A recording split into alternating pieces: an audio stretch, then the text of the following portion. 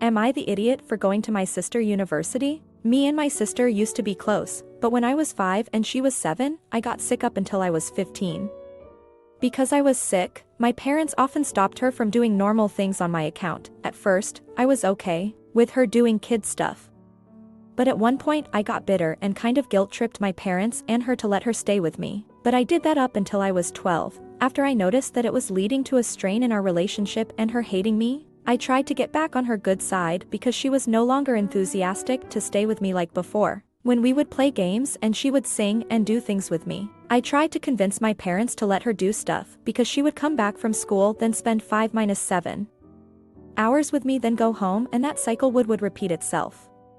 But my parents still insisted on it and thought I was being brave, even though I would beg them to let her have a life. When I turned 15, I had surgery and was doing better, but I was still dealing with some side effects from the drugs I was taking, but that only lasted for a year.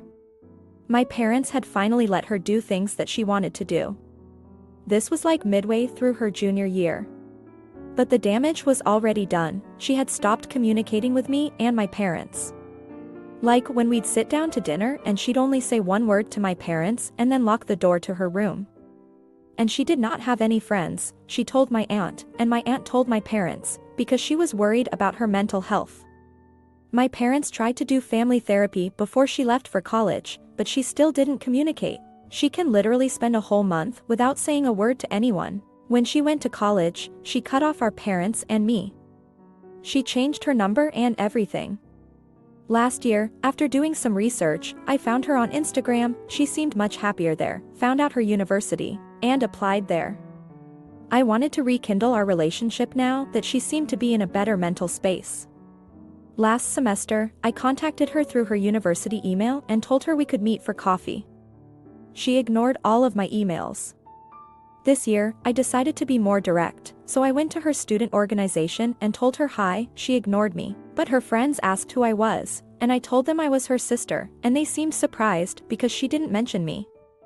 She then told me we should go to a cafe.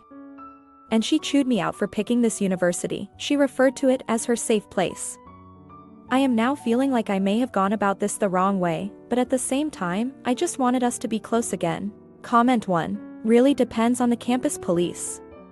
A lot are full-blown police departments and they will arrest, detain, ticket, etc. And these days they take harassment very seriously thanks to all the news stories, even if it's just family members. Heck, where I am, the campus PD not only has police vehicles, but they are far nicer and newer than the city.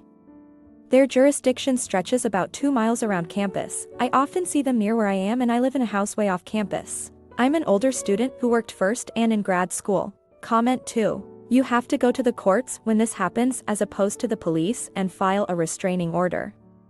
Without one, the cops can't really do anything unless you have definitive proof of a serious crime. Cops deal with criminal issues, and while stalking and assault is criminal, it's very hard to prove. Civil court deals with personal matters and the burden of proof is much lower than criminal. They can't throw someone in jail with no evidence, but they can make it a crime for someone to communicate or be near you. Most places have low-cost or free legal services for victims of stalking, assault, or other forms of abuse, and unfortunately a lot of people don't know about the resources available to them. Family justice centers, women's/men's shelters, your state bar association, and law schools have resources to help, and can steer you in the direction of counselors in addition to lawyers. Sorry that happened to you, and if you ever find yourself in a situation like that again, find a pro bono lawyer who deals with abuse victims and civil cases immediately. They can help you more than the police unless you are in an active situation and need help immediately. Now for the next story. Am I the idiot for telling my sister she wasn't a victim of parentification and calling her awful? I, a 22F, have a twin, Mark, 22M, and an older sister, Riley, 25F. Mark and I's relationships with Riley have always been strained, as she was rather resentful of us, especially me, growing up.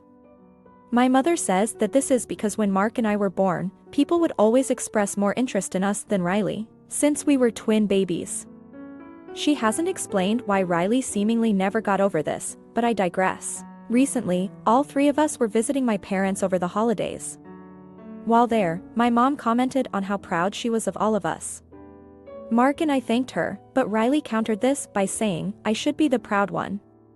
I basically raised them. We were all taken aback by this, and asked Riley to explain what she meant. Some backstory: my mom worked part-time when we were kids, and while she was working, her parents, my grandparents, would babysit all three of us. As we grew older, my mom never once asked Riley to babysit Mark and I. This would have been difficult anyways, given the not huge age gap. She always hired a sitter if my grandparents weren't available, even when Riley told her that she was too old to be babysat. We all split chores evenly, and my parents or I cooked dinner every night. Riley followed up her claim by saying, I always was in charge of driving them places. School, our sporting events, everywhere. That was completely unfair to me. People now call that parentification. So, I'm the one that should be proud. I laughed and said parentification is when the oldest sibling is given the role of a parent. Yes, you drove us to school, the same school that you went to. You only drove us to sporting events when you were also participating in them. If you recall, you literally never drove us anywhere that you weren't already going yourself. You were never parentified, and the fact that you think you were shows how awful of a sister you really are. I didn't think I was, but now Riley is pissed at me. She told me I had no idea what it's like to have to drive to school with your younger siblings, and to be honest, she's right. My mom didn't comment, but she did say that I shouldn't have engaged with her comment, so I'm feeling like maybe I am TA. Edit. Since some are speculating about other underlying issues/difficulties that Riley may have, I feel that in all fairness I should include that Riley has a semi-complicated relationship with our mom, for reasons unrelated to my brother and I, mostly concerning her weight/my mom's privy to diet culture. It's possible that this comment was a way of her getting back at my mom. Edit 2. For those that are asking, yes, my mom also made comments about my weight when I was younger. I was a chubbier kid/middle schooler. Ask I became a teen, I thinned out, had a borderline ED, and she reversed her comments to telling me that I was too skinny and needed to gain weight, or else. Later on, my sister would also make fun of me for being skinny and try to force me to eat junk food so I would fatten up. Final edit. Wow, this blew up. I appreciate all of the thoughts and advice. As you can probably tell, my sister and I don't have the best relationship, for multiple reasons. I've never had a conversation with her about either of our experiences with my mom, especially those concerning weight. This has made me want to do that. Even if the verdict is that I'm not TA, I feel bad for calling her awful and want to apologize anyways.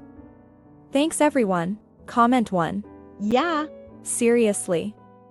Definitely #first world problems. My high school was so large that if you had a sibling who also attended, you had to come together in one vehicle. But my high school was redonkulously huge. My kids' K-8 school could fit in Zode, one of the 2 auditoriums we had. There were just too many people in a small area. The number of walkers and staff who'd parked in the lots was overwhelming as is. When you threw in everyone having cars and the buses, it made basically the 6-block radius of the school impassable from 6:30 a.m. to 5 p.m.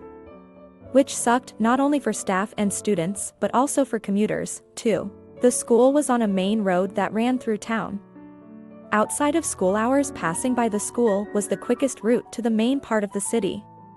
But during school hours, people would have to detour around that radius. There was always some kid who didn't want to ride with a sibling. We had been all told at enrollment that it didn't matter if they both had cars. We simply did not have the space for everyone.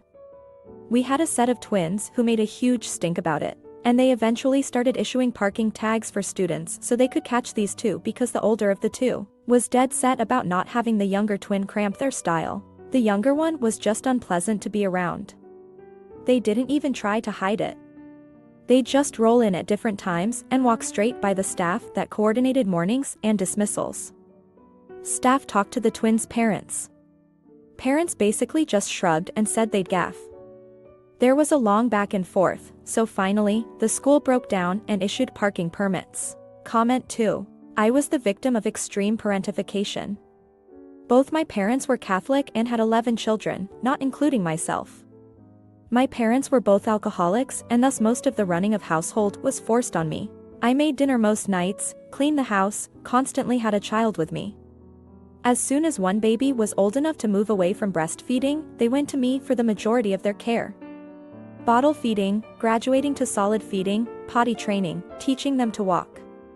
If the children were out of control, screaming, destroying crap, I was the one who got in trouble for not watching them. There were times when my parents would be in such a cycle of getting wasted and being hungover that I missed school for months, because I had to be at the house all day to take care of their children. I was a big reader as a kid, escapism, and they would go so far as to take and hide whatever book I was currently reading, or destroy it, so I was forced to have my attention on the kids. Whenever me and my siblings would argue, they'd always side with my siblings. A core memory for me, I was 14/15 and my oldest younger sibling was being a brat to me, calling me names, generally being rude. I had been letting him hang out with me and sleep with me in my room because he'd lost his rabbit recently, and it was super traumatizing for him. He kept his Xbox, of course I wasn't allowed anything like that, in my room. Because he was being awful, I told him to pack his crap and go back to his room.